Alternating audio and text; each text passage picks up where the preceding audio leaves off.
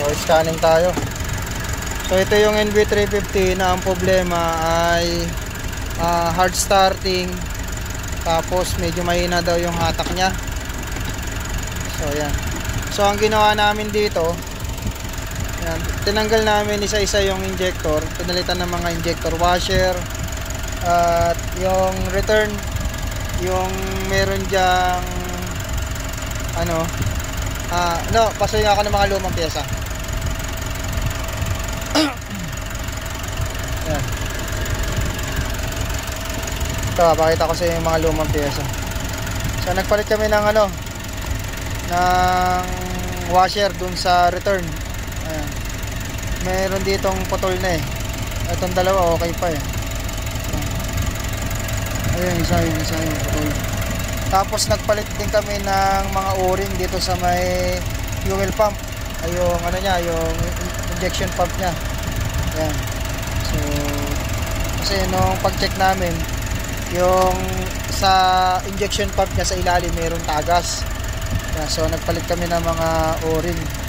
Yung ilang o-ring lang naman, hindi namin in-overall yung injection pump. Ayan. Tapos yan, ito yung mga o-ring. Ayan, ito yung injector washer yan. So yan, pinunta namin yan. At ngayon, one click na siya. Pag ini-start, one click na. Tapos ang ginagawa na lang namin yan, binubuo. And then final checking dito sa scanner.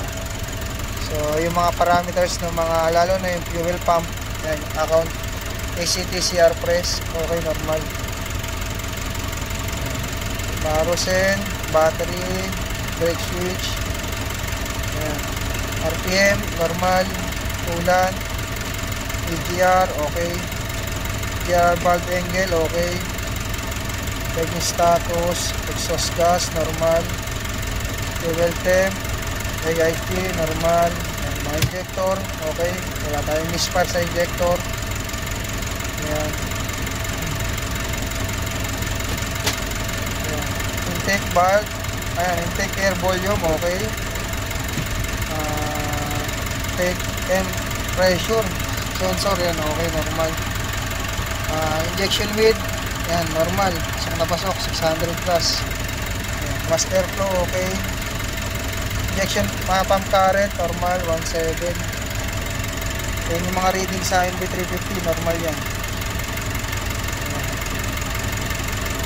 So ayan, okay naman. Ang tinakbo na ng unit ay 251,665 km. Ayan.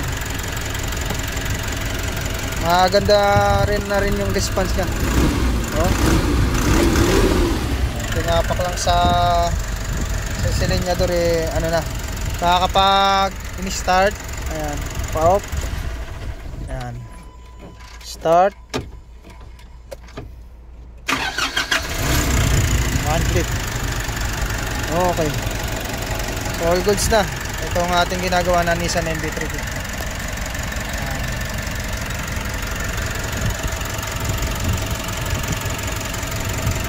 Job well done. Miss care.